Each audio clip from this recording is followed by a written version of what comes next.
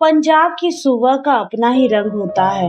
सरसों के खेतों पर हल्की धूप उतरती है, दूर कहीं ढोल की थाप सुनाई देती है और हवा में ताजे मक्खन की खुशबू घुली रहती है। उसी पंजाब के एक छोटे से गांव में रहती थी पाखी। लंबी चोटी, चमकती आंखें और मुस्कान ऐसी जैसे सरसों के खेतों में खिला हुआ फूल। पाखी को गिद्दा करना बहुत पसंद था। जब भी गांव में कोई त्योहार या शादी होती, वह अपनी सहेलियों के साथ ढोल की थाप पर नाच उठती। उसी गांव में रहता था परम, लंबा कद, सिर पर पगड़ी और दिल में पंजाब की मिट्टी।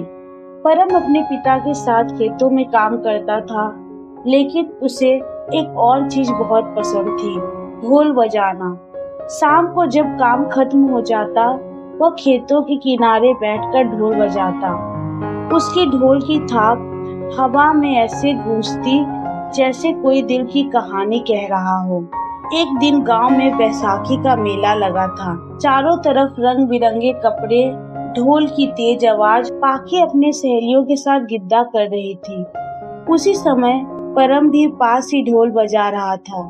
जब पाखी की नजर पहली बार परम से मिली, तो कुछ पल के लिए जैसे आसपास की सारी आवाजें धीमी पड़ गई।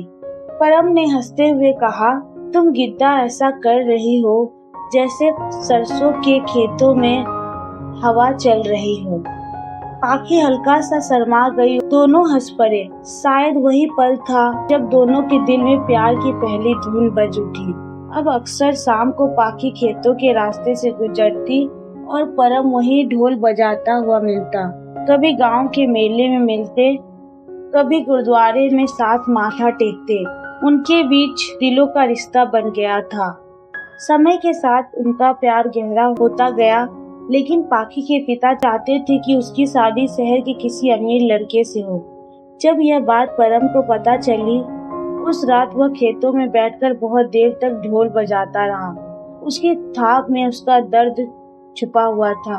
कुछ दिन बाद परम अपने माता पिता के साथ पाखी के घर गया। उसने पाखी के पिता से कहा, मैं अमीर नहीं हूँ, पर मैं पाखी को हमेशा खुश रखूंगा, क्योंकि मेरा दिल भी पंजाब की मिट्टी जितना सच्चा है। पाखी के पिता ने उसकी आंखों में सच्चाई देख ली। कुछ महीनों बाद पूरे गांव में ढोल बजे, भांगड़ा हुआ और गिद्दा गाया गया, क्योंकि उस दिन पाखी और परम की शादी हो रही थी।